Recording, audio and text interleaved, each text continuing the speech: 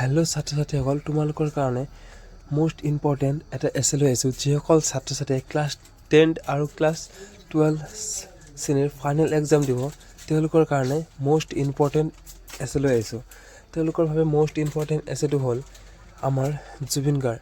এইটো হ'ল আমাৰ কাৰেণ্ট ইয়াৰৰ এছে। এইটো 100% আহিবই। আৰু তোমালোকৰ জুবিন গাৰ্গ এছেটো মই ভিডিঅ'টোত দি দিছোঁ। তোমালোকে জুবিন গাৰ্গ এছেটো ভালকৈ বহীত লিখি লৈ তোমালোকে এইটো মিনিমাম 5ৰ পৰা 10 বাৰ তোমালোকে ৰিডিং কৰিবা। তোমালোকে মেইন পইণ্টকেইটা মনত থাকিলে মিনিমাম তোমালোকে অলপ অলপ কৰি হ'লেও তোমালোকে লিখিব পাৰিবা। তোমালোকে মিনিমাম 2 পেজ লিখিলে তোমালোকক মিনিমাম 7ৰ পৰা 8 নম্বৰ তোমালোকক 100% দিব। 10 নম্বৰ নিদিলেও তোমালোকৰ যদি 10 নম্বৰ থাকে 10 নম্বৰ নিদিলেও তোমালোকক 7ৰ পৰা 8 নম্বৰ তোমালোকক দিবই। আৰু মোৰ এইটোৱে বিচাৰোঁ, ভিডিঅ'টো বেছি দীঘল নকৰি তোমালোকক মোৰ তৰফৰ পৰা সকলোকে চবকে বেষ্টবিলাক, আৰু তোমালোকে ভালদৰে লিখিবা, ভালদৰে এক্সামটো দিবা। মোৰো ভাল লাগিব, তোমালোকৰ নিজৰো ভাল লাগিব। তোমালোকে ভালকৈ লিখিব চেষ্টা কৰিবা আৰু লিখিবা, মোৰ আশা আছে।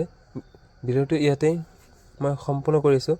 আৰু তোমালোকে এই এছেটো লিখি কাৰণে মিনিমাম 5ৰ পৰা 10 বাৰ ৰিডিং কৰিবা, তোমালোকৰ আহি যাব। ধন্যবাদ।